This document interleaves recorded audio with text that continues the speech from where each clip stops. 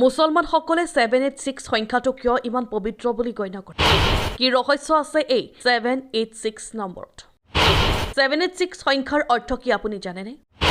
Comment কৰি জনাওক আপোনাৰ মতামত। সবিশেষ জানিবলৈ ভিডিঅ'টো শ্বেয়াৰ কৰি শেষলৈকে চাওক। আজি জানি লওক মুছলমানৰ মাজত কিয় ইমান গুৰুত্বপূৰ্ণ 786 সংখ্যা। সাধাৰণ বিশ্বাস অনুসৰি এই সংখ্যাৰ আধ্যাত্মিক তাৎপৰ্য আছে। এই সংখ্যাৰে কোৰাণৰ সাৰমৰ্মই বিছমিল্লাহ আল ৰহিমানি ৰহিমক বুজায়। সেইবাবে কিবা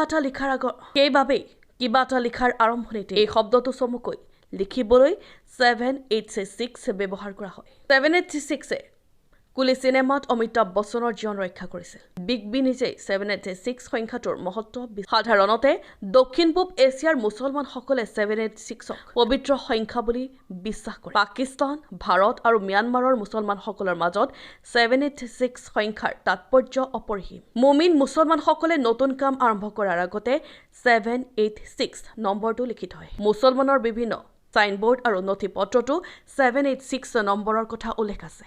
বিছমিল্লাহ আল ৰহমান আল ৰহিম। কোৰাণত ইয়াৰ অৰ্থ হৈছে আল্লাহ সৰ্বশক্তিমান দয়ালু আল্লাহৰ নামত। সংখ্যা বিজ্ঞান অনুসৰি এই সংখ্যাটোৰ সংখ্যাগত মান 786ৰ সমান। গতিকে বিছমিল্লাহ আৰু 786 নামটোৰ অৰ্থ মুছলমানসকলৰ বাবে একে। মুমিন মুছলমানসকলে কোনো কাম লিখা বা আৰম্ভ কৰাৰ আগতে আল্লাহৰ নাম লয়। কিন্তু কোনো কাগজত আল্লাহৰ নাম লিখাটো সদায় ভাল নাপায়। কাৰণ কাম শেষ হ'লে কাগজখন পেলাই দিলে হয়তো আল্লাহৰ নামত তাত লিখা হ'ব পাৰে।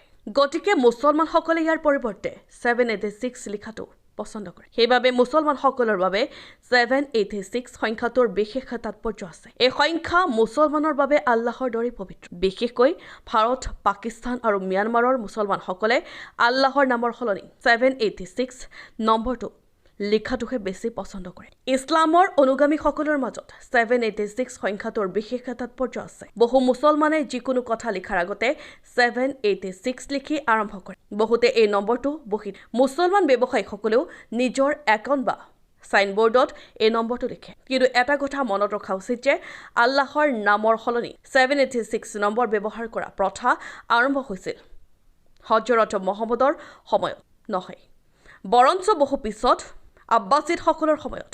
বহুতো গতানুগতিক আৰু মুমিন মুছলমানে আল্লাহৰ নামৰ সলনি 786ৰ ব্যৱহাৰ ভাল নাপায়।